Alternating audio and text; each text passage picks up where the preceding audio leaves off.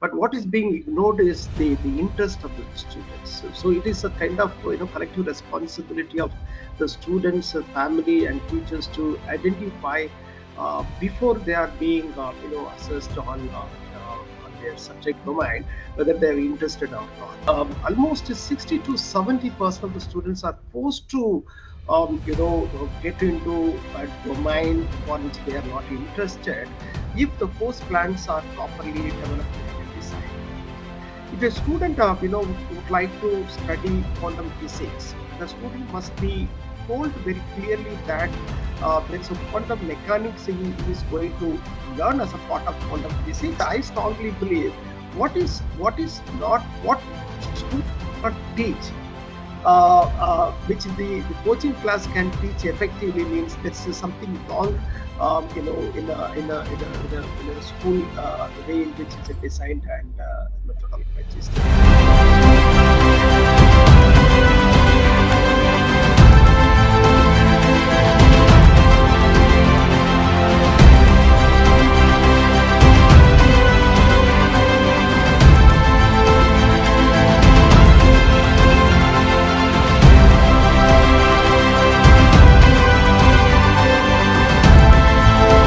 The first thing, as a teacher, I would like to look inward.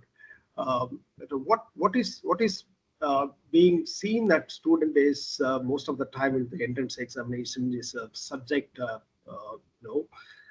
subject, rather than seeing at the interest of the students. When entrance examinations are designed, yes, of course, largely to assess the subject expertise of students, but what is being ignored is the interest of the students. So it is a kind of collective responsibility of the students, family, and teachers to identify before they are being assessed on their subject domain whether they are interested or not. The being in the teaching field, in as I have been mentoring the school students as well as students of higher learning, almost 60 to 70% of the students are forced to get into a domain for which they are not interested. As a result, writing entrance examination becomes burden that the society fails to look at. It is therefore there must be kind of social capital. We have to evolve educating the parents and students and academia and the community in and around, and to give much importance to the interest. We all aware that Professor Raghuram Rajan, right? We know him by the post coveted designation of Governor of Reserve Bank of India, but many of us may not know that basically he is an electrical engineer. He should have become a certified electrical engineer. But what happens to bring finest mind out of what are the subject he learned as a financial economist is his interest. And there was a university in the US, gave him kind of opportunity to study, financial economics, though he is from electrical engineering. So what is the strategy, or what is the kind of the resolution that the collective wisdom that we need to look at the interest of the students before looking at the subject domain. So that one thing ultimately reduce the burden on students. The other important thing, from my professional perspective, um, uh, the institutions itself or teachers, in case of their professional responsibility, we are failing to arrive at a proper teaching plan. A teaching plan, at a school level, at people believe that a teaching plan carries only the content to be taught. Not necessarily that teaching plan should contain the content to be taught, but more emphasis should be given to the pedagogy and methodology in which the content is being taught.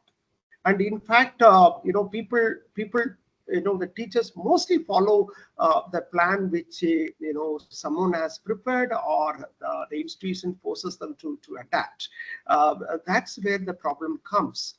The teaching plan normally is a continuous one, where it is subject to to change based on the learning style of the students. It's not that a teaching plan can be prepared well in advance before the session starts.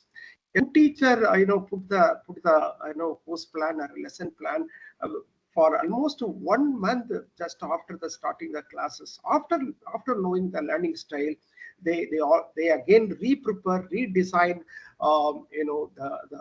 the course plan or lesson plan in such a way that there is no disconnect between the teaching and learning. And the other important component which which would probably reduce the burden of the students if the course plans are properly developed and designed.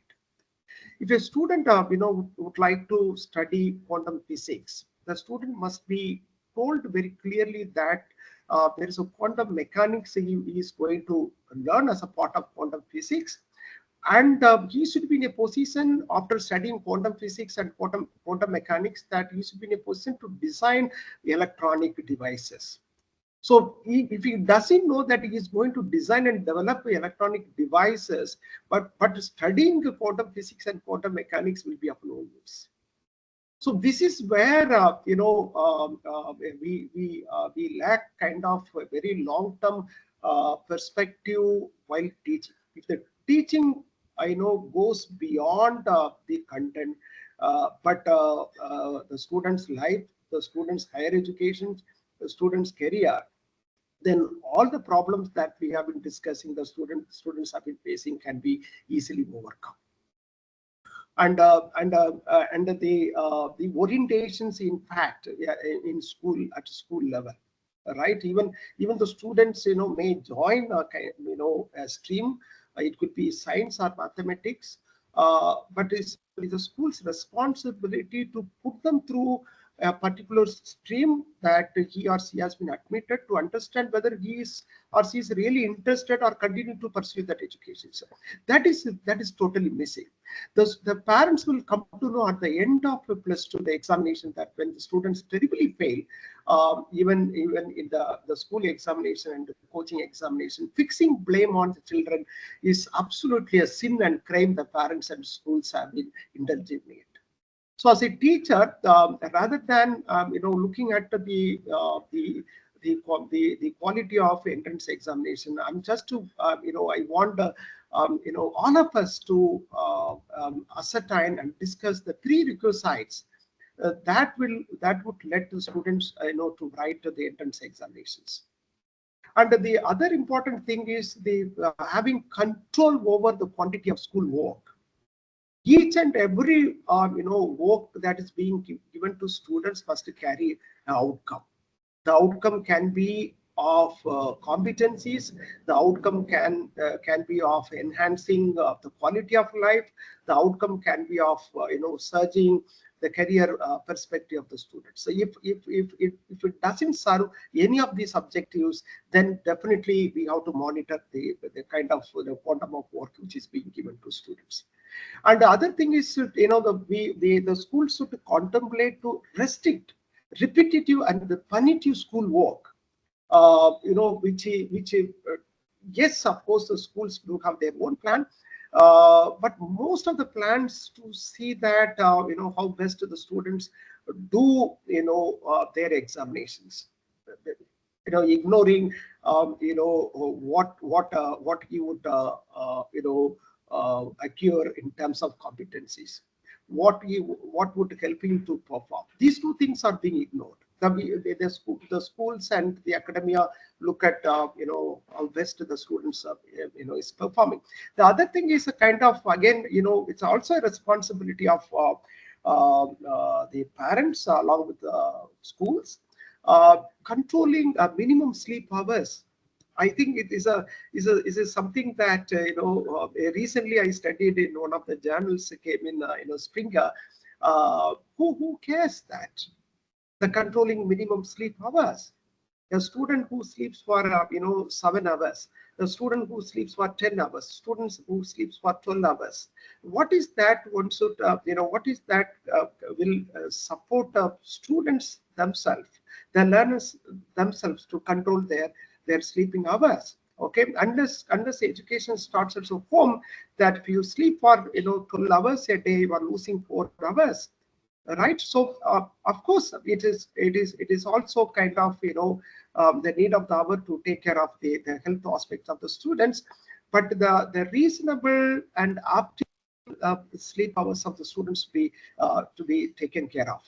And again, equally controlling the minimum sports hours, because the kids are inherently, naturally, designed to engage themselves in the sports. But how many hours that they can engage in the sports. These all is some micro aspects, probably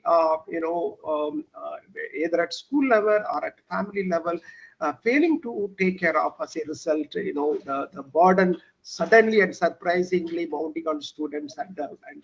possibility of failing the Yes. examinations. Professor Yeah. Jesiah, would you just conclude? We'll again discuss in detail after the. Yeah. Yeah, and as Sir has rightly said, the mistakes that get accumulated, during their school days, is a kind of havoc while they are appearing for entrance examinations, and there must be some monitoring on coaching also. So I strongly believe what is not what school not teach, which the coaching class can teach effectively, means there's something wrong, in a school, the way in which it's designed and methodologized. Okay, so that's what I would like to conclude.